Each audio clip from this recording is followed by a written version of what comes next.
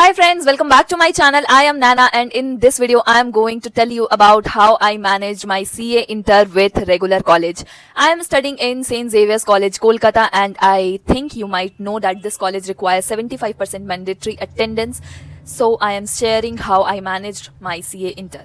बहुत सारे लोगों ने कमेंट किया था और अगर आप कॉलेज लेने की सोच रहे हो सीए इंटर के साथ साथ तो this video will help you in finding your problems कि हाँ क्या क्या चीज़ें कौन कौन सी चीज़ें प्रॉब्लम आ सकती है कैसी कैसी। तो मैं अपनी जो पूरा एक्सपीरियंस है ये सीए इंटर का और फर्स्ट ईयर का वो मैं स्टोरी के फॉर्म में शेयर करने का ट्राई करूँगी क्योंकि मैं सोचती हूँ कि अगर स्टोरी के फॉर्म में रहा तो it will be insightful for you to get a knowledge about things की कैसे कैसे सर्कमस्टांसेस आ सकते हैं, कहाँ कितनी चीज़ें मैनेज करनी पड़ती है। So let's get into the video. First thing first, how I managed. सच बोलूँ नहीं होता है मैनेज करना पड़ता है। I know this is silly but let's get कि I am not sharing hair any hack, don't expect this. मैं कोई हैक नहीं बताने वाली हूँ कि आप ये कर लोगे तो आप सक्सेसफुली सीए इंटर की क्लासेस और सारे कॉलेज के एग्जाम अटेंडेंस सब कुछ मैनेज कर लोगे, ऐसा कोई हैक नहीं है। The only hack is hard work. आपको टाइम डेडिकेट करना पड़ेगा, आपको सारी फालतू की चीज़ों से टाइम कट करना पड़ेगा and this is the only solution. तो समराइज वे में बात यही थी। तो आते हैं डिटेलिंग पर एंड मेरे केस में मैं बात करूं, मैं कॉलेज में आई, जुलाई से हमारा कॉलेज स्टार्ट हो गया था और उस समय तक सीए फाउंडेशन के रिजल्ट्स नहीं आए थे, जुलाई लास्ट में आए हैं। तो जो 15-20 डेज़ का मेरे पास टाइम था मैंने उसे अच्छे से यूटिलाइज़ किया है सोशलाइज़ करने में, फ्रेंड्स बनाने में। और सोसाइटीज़ में मैं ज्वाइन नहीं करी थी पर सोसाइटीज़ वाले बहुत सारे इवेंट्स कराते हैं तो उन इवेंट्स में मैं पार्ट लेती थी। तो उससे भी कुछ फ्रेंड्स बने, उससे नॉलेज मिला कि हाँ क्या क्या चीज़ें सोसाइटीज़ में हो सकती है। ऑल्दो बहुत ज़्यादा तो नहीं मिला, मैंने कुछ ही इवेंट्स में पार्ट लिया था और वो टाइम पीरियड कम था, लोगों को जानना था। Kolkata is new city for me, तो मैं वो सारी चीज़ें से कोप अप कर रही थी।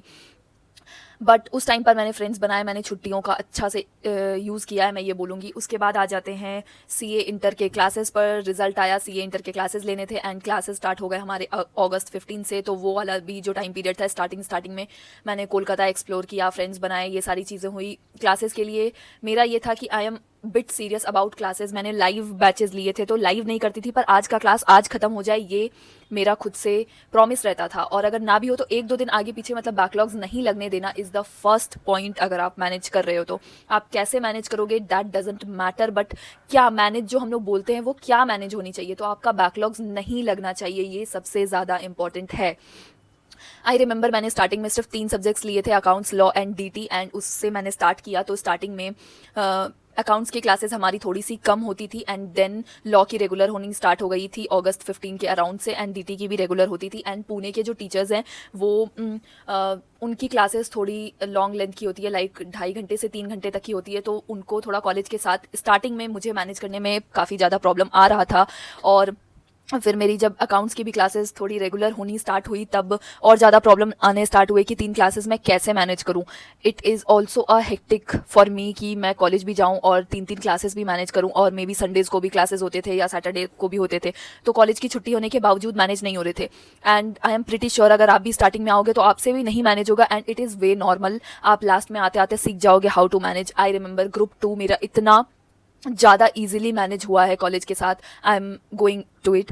Bye the way first thing first कि कैसे स्टार्टिंग में कैसे मैनेज हुआ, तो नहीं मैनेज हो रहा था एंड बैकलॉग्स लगने स्टार्ट हो गए। देन मैंने सोचा कि नहीं, मैं सारे सब्जेक्ट्स में बैकलॉग नहीं लगा सकती। Select 1 subject. अगर आपसे नहीं भी मैनेज हो रहा है तो प्रायोरिटाइज 2 और 3 सब्जेक्ट एक्सेप्ट 1, सिर्फ एक में बैकलॉग लगाओ, क्योंकि अगर सब में अगर बैकलॉग लगाओगे ना तो किसी का बैकलॉग नहीं कंप्लीट होगा। तो मैंने काफ़ी मैनेज किया एंड स्टार्टिंग में सच बोलूँ तो आते थे प्रॉब्लम्स, क्योंकि स्टार्टिंग में दिमाग इधर उधर सारी जगह पर था कि हाँ क्लासेस भी मैनेज करने हैं।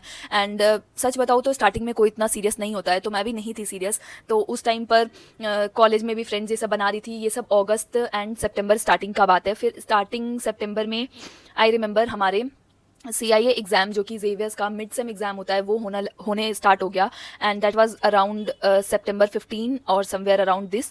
तो इस टाइम पर मुझे कॉलेज के एग्ज़ाम की बहुत ज़्यादा चिंता होने लगी एंड मैं कॉलेज के एग्ज़ाम के लिए कुछ ज़्यादा ही पढ़ने लगी और उस चक्कर में मेरा डीटी का बैकलॉग लगना स्टार्ट हुआ। एंड हो तो कोई भी क्लासेस नहीं रहा था पर मैंने अकाउंट्स और लॉ के क्लासेस को प्रायोरिटाइज़ किया और उनको एक जरा सा भी बैकलॉग नहीं लगने दिया। डीटी में मेरे बैकलॉग लगने स्टार्ट हो गए बिकॉज ऑफ माई एग्ज़ाम्स।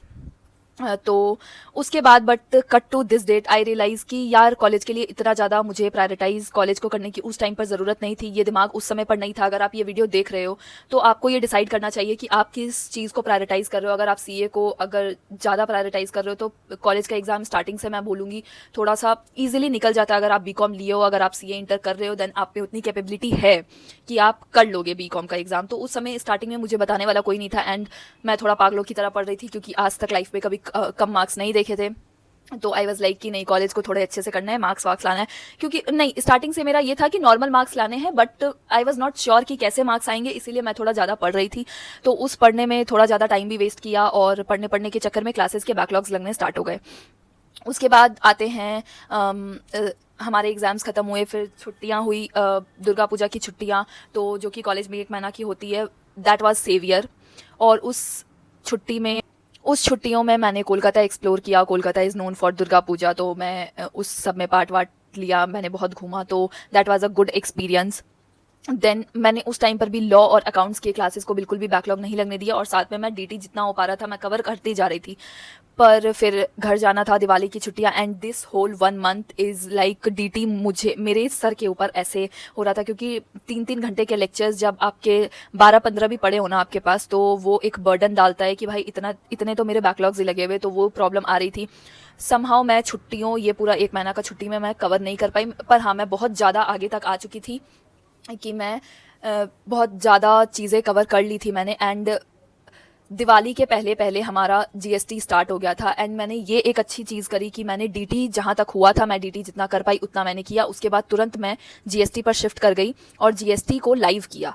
तो लाइव मतलब वही 1-2 दिन आगे पीछे करके जीएसटी को मैंने मैनेज करके रखा, तो इससे मेरा जीएसटी कभी बिगड़ा ही नहीं और डीटी मैं साथ साथ में करते करते मैंने बैकलॉग्स कवर कर लिए। तो दिस इज़ द स्टोरी जहाँ पर मैंने बैकलॉग्स को मैनेज किया। एंड उसके बाद आते हैं कि हमारा हाँ, फिर कॉलेज खुला, फिर कॉलेज में सेमेस्टर एग्ज़ाम्स आने वाले थे दिसंबर में, एंड नवंबर में हमारा ग्रुप 2 की क्लासेस लेने का टाइम आ गया था। तो ग्रुप 2 में मैंने एफएम एसएम ऑफलाइन लिया था एंड कॉस्टिंग की मैंने जो रेगुलर क्लासेस ली थी तो वो मुझे अपने से करना था, वो रिकॉर्डेड बैच था। एंड ऑडिट का मैं लाइव बैच लिया था, तो ऑडिट करती, और उस समय तक मेरा अकाउंट्स नहीं खत्म हुआ था। तो नवंबर वाज द टाइम जब मेरे 4 सब्जेक्ट्स मुझे करने थे एंड चारों सब्जेक्ट्स मेरे से इजीली मैनेज हो रहे थे। मैंने ये अपने प्रीवियस वीडियोस में भी बोला है कि जब सेम 1 का एग्जाम्स आया दिसंबर में, I am able to manage my 4 subjects classes in a day with my semester exams. Like कल सेमेस्टर एग्जाम है और मैं आज रात को पढ़ने बैठ रही हूँ, 7 बजे से मैं पढ़ने बैठी हूँ और रात के 3 बजे तक पढ़ा है। कल सुबह जाकर के सेमेस्टर एग्जाम दिया एंड इट वाज डन। मैं पासिंग मार्क्स ला पाती थी एंड मेरा टारगेट यही था कि कॉलेज के जो अभी जो टाइम चल रहा है उसमें मुझे नॉर्मल स्कोर करना है। तो why I was able to get normal score. तो जो भी मेरे क्लासेस थे वो मेरे सेम के एग्जाम्स के टाइम पर कभी बैकलॉग लगे नहीं। आई डोंट रिमेंबर कि नवंबर दिसंबर जनवरी में मेरे कभी भी कोई क्लासेस भी बैकलॉग लगे हैं। मेरे सुबह में क्लासेस, मैं कॉस्ट का क्लास करती, फिर मैं एफएम के लिए ऑफलाइन जाती, फिर मैं अकाउंट्स का क्लास करती और फिर मैं आकर के ऑडिट का क्लास करती। दिन भर में ये 7 बजे तक हो जाता 4 class, and then I use to study for semesters. तो देखो, this is the simple way. आपको क्लासेस का टाइम जो है वो बुक करना पड़ेगा कि ये जो टाइम है ये मैं कहीं नहीं देने वाला हूँ, चाहे कुछ भी हो जाए, ये मुझे बैकलॉग्स नहीं लगने देना। और ये चीज़ ना अगर आप स्टार्टिंग में सोचोगे ना तभी होगा। बहुत सारे लोग नहीं सोचते हैं कि यार जो होगा लास्ट में देख लेंगे। मार्क माई वर्ड्स, लास्ट में कुछ देखा नहीं जाता है। मैंने भी जैसे कॉस्ट की क्लासेस मैंने थोड़े स्पीड बढ़ा करके की थी एंड आई वॉज लाइक कि मैं मैनेज कर लूँगी, मतलब लास्ट में मैं 2-3 बार क्वेश्चंस प्रैक्टिस कर लूँगी, मैं कर लूँगी, मेरे पास बहुत टाइम होगा। सच बोलूँ, मेरे पास टाइम कभी नहीं आया, लास्ट में तो बिल्कुल भी नहीं आया, पैनिक के अलावा और कुछ भी नहीं आया। तो मैं ये बोलूँगी सीए इंटर में अगर हो तो बिल्कुल भी रिस्क मत लेना इस चीज़ का कि बाद में देख लेंगे, लास्ट में कर लेंगे, ऐसा कुछ नहीं होता है। जितनी चीज़ें आप आगे से करके रखोगे उतना ही बेटर रहेगा और जितना स्लोली और समझ के करोगे उतना ज़्यादा बेटर रहेगा। तो ऐसे करते करते सारी चीज़ें हुई एंड मैं एक पॉइंट और ऐड करूँगी कि मैंने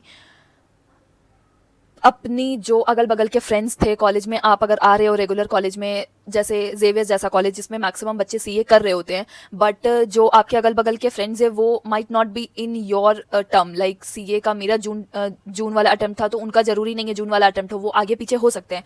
तो ऐसे में मे बी आपके एग्जाम्स पास आ रहे हो, उनके एग्जाम्स नहीं पास आ रहे हो, तो इससे वो जो फ्रेंड सर्कल होता है ना आपके जो क्लास में, तो मे बी वो लोग घूमने जा रहे हैं, मैं नहीं जा पा रही हूँ। तो ऐसा मेरे साथ फर्स्ट ईयर में बहुत बार हुआ है कि मेरे अगल बगल के friends are going out for parties, for cafe and just things, but believe me मैंने अवॉइड किया है, एंड आई नो मैंने जितना अवॉइड किया है, मैं बोलूँ this is the hack, I will say this is the hack. I know some of my friends जो कि सी ए इंटर में मेरे साथ हैं और उन्होंने और चीज़ों को सेक्रीफाइस किया है and they are in a good place then me in terms of studies, in terms of exam. तो दिस इज़ द हैक कि आप जितनी चीज़ों को सेक्रीफाइस करके पढ़ाई में लगाओगे उतनी चीज़ें आपके फेवर में होगी, आपको ज़्यादा से ज़्यादा एग्ज़ाम में कंफर्ट आएगा। This is the hack.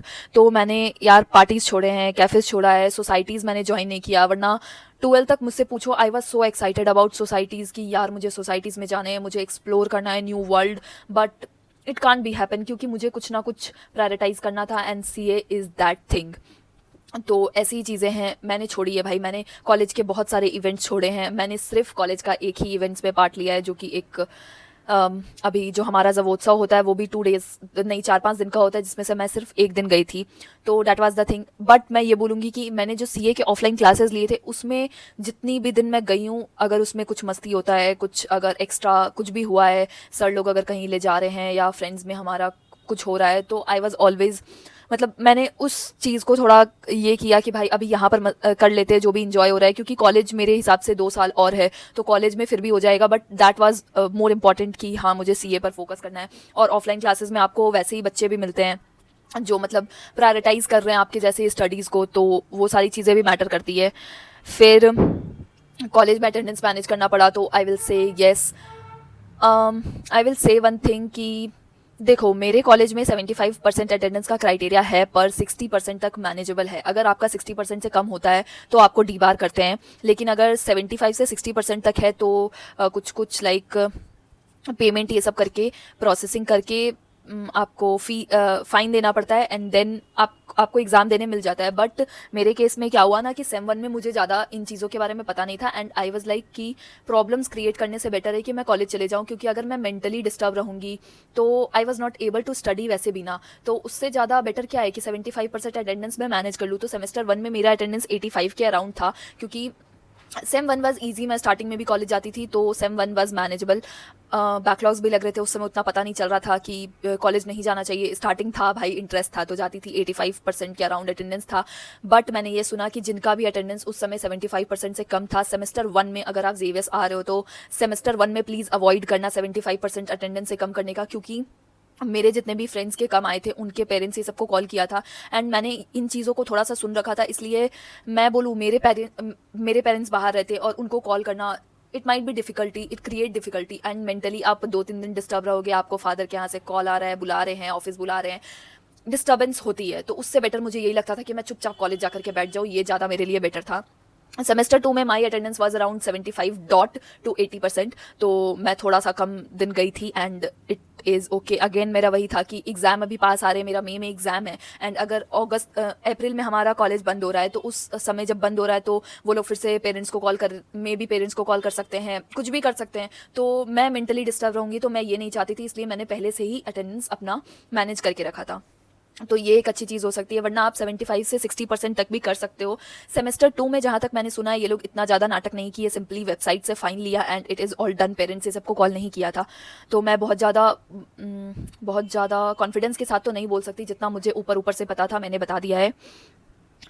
And college exams को मैनेज किया, यस मैंने बताया मैंने मिड सेम और सेमेस्टर 1 को कैसे मैनेज किया। फिर सेमेस्टर 2 आया एंड सेमेस्टर 2 का जो मिड सेम आया उसमें वापस से सारे सब्जेक्ट्स चेंज हो गए। तो मेरा ये पर्सनली व्यू है कि जो भी मिड सेम हुआ है वो मेरे लिए a little bit more difficult for me, but semester was easier for me.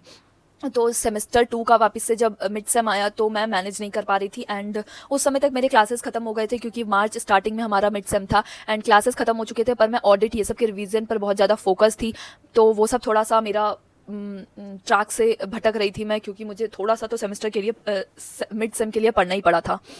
तो डैट वाज द टाइम, उसमें 15 दिन कम से कम थोड़ा वेस्ट हुए एंड ऐसा नहीं था कि सीए इंटर के लिए पढ़ते नहीं थे, ना ऐसा बिल्कुल भी कभी नहीं हुआ कि सीए इंटर के लिए छोड़ करके सिर्फ कॉलेज के लिए पढ़ रहे हैं, बिल्कुल भी नहीं।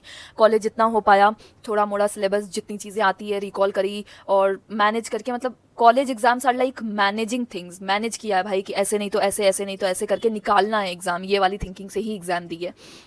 उसके बाद आते हैं सेमेस्टर 2 का जो एंड सेम हुआ, वो तो मैं बताऊं तो मेरे एग्ज़ाम्स क्लैश किए थे सीए इंटर से। अगर आप जेवियर्स आ रहे हो तो आप मेंटली प्रिपेयर होकर के आना कि आप किसी भी टर्म में हो तो आपके एग्जाम्स क्लैश कर सकते हैं कॉलेज के सेमेस्टर एग्जाम या मिड सेम से। सितंबर वाला सेमेस्टर 1 का मिड सेम से क्लैश करता है, फिर हमारे टर्म में सेमेस्टर 2 क्लैश किया हमारा। तो दिस इज़ द थिंग। तो टैक्स के पेपर के एक दिन पहले और एक दिन बाद मेरा एग्ज़ाम था। फिर कॉस्टिंग का एग्ज़ाम जब इस बार रीस्केड्यूल डेट पर हुआ तो उस दिन मेरा एक ऑर्गेनाइजेशन का पेपर था, but I am able to manage because जो टैक्स के आगे पीछे जो एग्ज़ाम्स थे वो एग्ज़ाम काफ़ी ईजी थे, इंग्लिश और कम्युनिकेशन के थे, तो वो बिना पढ़े जाने से भी आप लिख सकते हो। और जो ऑर्गेनाइजेशन वाला एग्ज़ाम था वो एक्चुअली में जो हमारे एग्ज़ाम ये सी इंटर के जो एग्ज़ाम गैप मिले उसमें मैंने थोड़े थोड़े पढ़ना स्टार्ट कर दिए थे। और ये सिंपल सा हैक है कि आप कॉलेज के एग्ज़ाम के पेपर्स को थोड़ा थोड़ा पहले से पढ़ के रखो। तो मैं पहले से थोड़ा थोड़ा पढ़ के रखी थी ताकि सामने बहुत ज़्यादा डिफिकल्टी ना आए। तो ये एक चीज़ आप कर सकते हो कि कॉलेज का अगर आप थोड़ा थोड़ा करके भी अगर डेली पढ़ते हो ना, आधा घंटा भी अगर कॉलेज के चीज़ों को देते हो तो you will be easily able to manage your exams. ठीक है, ये चीज़ें हो गई। फिर आते हैं सीए इंटर को कैसे मैनेज किया। तो जो टीचर्स बोलते गए उनको ब्लाइंडली फॉलो किया। आई विल से जो टीचर्स ने टेस्ट देने बोले वो टेस्ट दिया है, चाहे जैसे भी दिया हो। कुछ कुछ चीज़ें छूटी है, मैं टेस्ट के ऊपर एक वीडियो बनाने वाली हूँ कि मैंने किन किन टीचर्स से कैसे कैसे टेस्ट दिए हैं, क्या क्या सीन रहा है पूरा एक स्टोरी लाइन में, उसे भी मैं बताने वाली हूँ। तो वो चीज़ें मैं बताऊँगी। फिर this is the whole thing. आपको और कैसी वीडियो चाहिए ये कमेंट करना। एंड मैं लास्ट में एक कोर जो समरी होता है वो मैं यही बोलूँगी कि इट्स ऑल अबाउट प्रायोरिटाइजिंग। आपको आलतू फालतू चीज़ों को कट करना पड़ेगा। आपको वो जो होता है ना, सीरियस होकर के अगर आप करोगे कुछ भी तो मैनेज हो सकता है। मैंने मैनेज किया है, मेरे साथ बहुत सारे मेरे फ्रेंड्स ने मैनेज किया है, तो इट इज़ मैनेजेबल। पर हाँ, टफ होता है ये मैं बोलूँगी। और काफ़ी बार ऐसी भी थिंकिंग आई है कि यार वी आर गिविंग आर 100%। मतलब कौन सा दिन ऐसा नहीं गया जहाँ हमने अपने से ज़्यादा होकर के चीज़ें करी हैं, या यार पूरा दिन भर से क्लासेस में हैं, पूरे थक गए हैं, रात में कॉलेज की छुट्टी मेरी 8 बजे होती है तो मैं 9 बजे तक आई कम एंड देन रियलाइज़ होता है उसके बाद भी पढ़ना है। तो इट फील कि यार आप अपना 100% दे रहे हो, लेकिन फिर भी एक पॉइंट ऐसा आता है ना कि जहाँ पर लगे कि यार नहीं हो रहा है, या मे बी अगर कुछ चीज़ें नहीं वर्कआउट करी तो यार ब्लेम कॉलेज पर आता है। और वो आना भी चाहिए कि भाई 4-5 घंटे हम लोग रोज किसी कॉलेज को दे रहे हैं जहाँ पर we are just going college, ठीक है, और वो आपके सीए के एग्ज़ाम में एड ऑन नहीं हो रहा है। तो ये चीज़ें मैटर करती है भाई। तो ये मेरे साथ भी है। तो ये प्रॉब्लम आप भी फेस करोगे। और डीमोटिवेशन का तो मैं क्या ही बोलूँ, आप भी फेस करोगे। और प्लीज़ इसे नॉर्मलाइज करना। ऐसा मोस्ट ऑफ द डेज हुआ है जहाँ पे नहीं आता है कॉन्फिडेंस भाई कि कुछ लाइफ में कर सकते हैं, कुछ अच्छा हो जाएगा, कोई रिजल्ट अच्छा आ सकता है, ऐसा बिल्कुल भी नहीं लगता है। देयर वर डेज जहाँ पर कोई होप नहीं, होपलेसनेस कि मैं एग्ज़ाम भी दे पाऊँगी या नहीं। I am able to manage this. Starting में जब दिसंबर, जनवरी, इवन फरवरी, मार्च तक लगता था क्या मैं ग्रुप 2 दे भी पाऊंगी या नहीं, तैयारी नहीं हुई थी, सिलेबस ही सिर्फ कंप्लीट हुआ था, lots of question, self doubt, ये सारी चीज़ें होती थी। एंड मैं ये बोलूँगी अगर आप रेगुलर कॉलेज की सोच रहे हो तो डिसाइड करो अच्छे से। एंड अगर आप थोड़ा एक टर्म डेफर करके टाइम लेकर के करना चाहते हो तो वो ज़्यादा इजी होता है। अगर आप ग्रुप 1 ग्रुप 2 करके दे रहे हो तो वो भी इजी होता है रेगुलर कॉलेज के साथ। अगर आप टर्म डेफर नहीं कर रहे हो, 9 मंथ्स में ही दोनों ग्रुप दे रहे हो, तो it will be a little bit difficult for you. ये आपके ऊपर है, पर मैनेज कर लोगे। जेवियर्स में भी अगर आ रहे हो तो अगेन जेवियर्स के लिए दोनों बातें हैं। कुछ लोग बोलते हैं नहीं लेना चाहिए, कुछ लोग बोलते हैं जेवियर्स लेना चाहिए, कुछ लोग बोलते हैं जेवियर्स लेकर के कोई फ़ायदा नहीं है। And I don't know much about this. मैंने जेवियर्स के ऊपर एक वीडियो बनाया है, मैंने अपने एक्सपीरियंसेस शेयर किए हैं, तो वो भी आप जा करके देखो। It will be helpful for you. And thank you for watching this video. Bye bye.